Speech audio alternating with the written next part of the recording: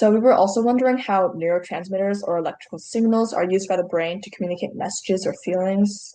So maybe through the synapses and things like that. And we talked a little bit about the brainstem and the neurons that activate when you have those that get you activated, right? So the Hmm. norepinephrine from the locus coeruleus, the reticular activating system in the brainstem that activates serotonin.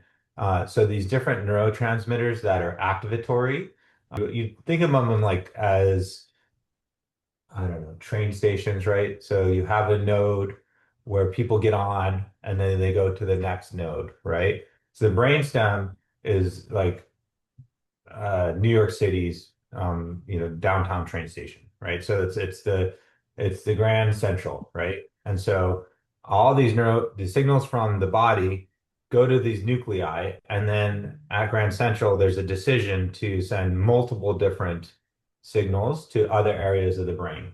We talked about the default mode network, the salience network, and the central executive, right? These ones are always in uh, balance, right? So if one goes up, the other goes down, and we can watch those networks in real time. If we're talking about the central autonomic network, right, which is the fight or flight response or rest and digest response, so sympathetic activation versus parasympathetic activation, they do overlap with these salience networks, right? Hmm. So the amygdala and these other areas. So there's many different neurotransmitters, and it's so many of them do so many things in different instances where they work together, right? But in general, just to give you a sense, so I talk about norepinephrine, arousal, attention, stress response, fear, right? Then we have Hmm.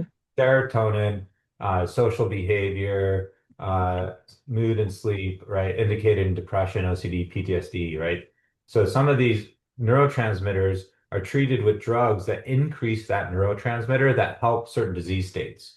Hmm. Acetylcholine is also critical in memory formation, right? And so the learning and attention. So Alzheimer's disease patients take drugs that increase acetylcholine, right?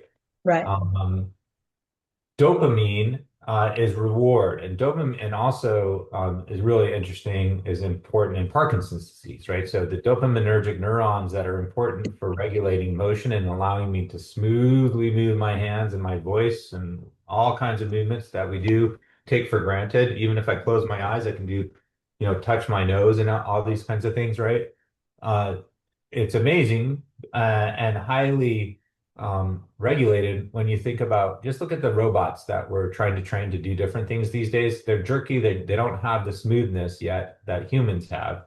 And the reason why that is there's many different neurotransmitters involved. And finally, glutamate is the other one I would say. Glutamate and oxytocin um, are important for glutamate's an excitatory neurotransmitter, also important in Alzheimer's disease uh, and seizure disorders. And oxytocin is more important in hormone control as well as like bonding. So like you pet your dog and your like dog is licking your face or something.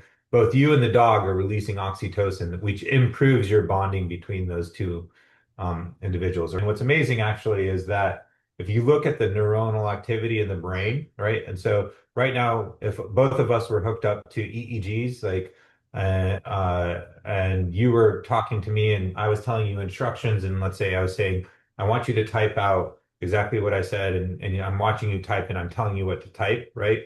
There's oxytocin that is released in that mentor-mentee relationship, but also our brain frequencies sync up. It's amazing. So like the firing rate of your brain would, even though it's not, we're disconnected, is the same as my firing rate, which is blows my mind, right? So this is people are very interested in this for in the military to ensure like, that commanders are able to communicate correctly with their subordinates and whatnot. So there's this, oxytocin is important for connection, trust, and these kinds of things.